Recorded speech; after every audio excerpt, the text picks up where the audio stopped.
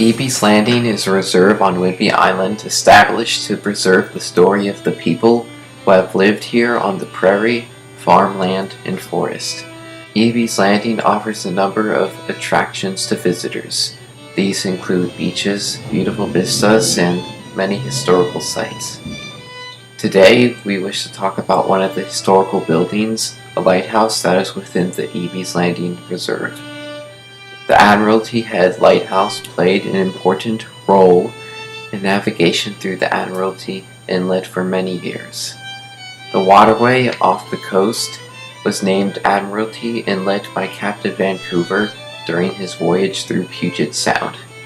The original lighthouse was called the Red Bluff Lighthouse because the point was originally called Red Bluff by explorer Lieutenant Charles Wilkes.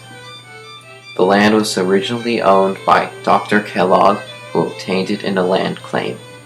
He sold 10 acres to the U.S. Lighthouse Board in 1858. The first lighthouse was built and started operating in 1861. In 1861, William Robertson, a retired sea captain, was the first keeper appointed to the Red Bluff Lighthouse. He, his wife Mary Jane, and their 5 children had been homesteading on Whidbey Island since the early 1850s. He left the lighthouse service in 1864 and returned to his homestead near Cookeville, where he lived until his death in 1888. Admiralty Head was one of 3 sites selected by the U.S. Army in 1896 for the construction of the Puget Sound defenses. In 1897, the government purchased an additional 123 acres of land from Dr. John C. Kellogg for $7,200 to build Fort Casey, a coastal artillery installation. The Red Bluff Red House was sitting approximately where the Army wanted to install a 10-inch disappearing gun battery, so they moved it several hundred feet north of its original location near the Kingsbury Battery. In 1903, the Army Corps of Engineers built a new lighthouse on Admiralty Head at its current location close to the old relocated lighthouse. The new lighthouse was constructed of stucco-covered brick walls, 18 inches thick, to withstand the concussion from Fort Casey's big guns.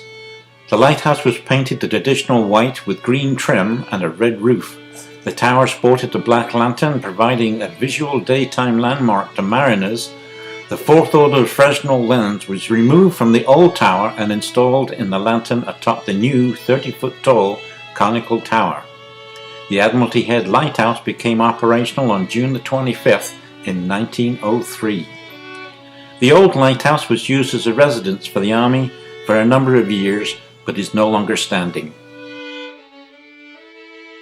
When the Army played band music or the bugler blew his horn, it could be heard by a lighthouse keeper. By the 1920s, steamships had generally replaced sailing ships in and around the Puget Sound.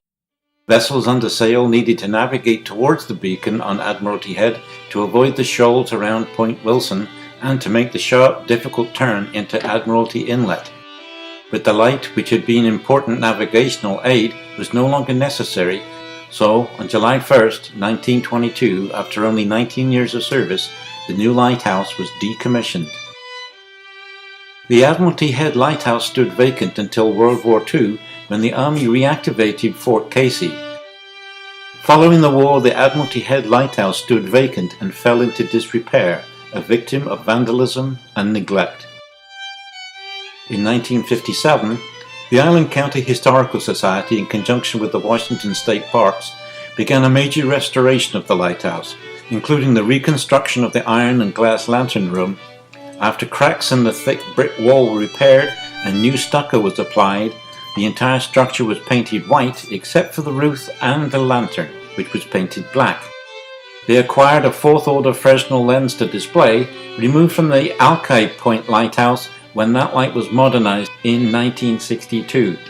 Eventually, the Admiralty Head Lighthouse, under the care of park rangers, was opened to the public as Fort Casey's Interpretive Center and Historical Museum.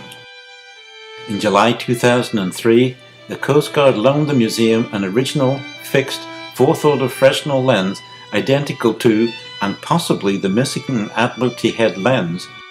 It had been found in storage at the Coast Guard station in Port Angeles, and it is still on display.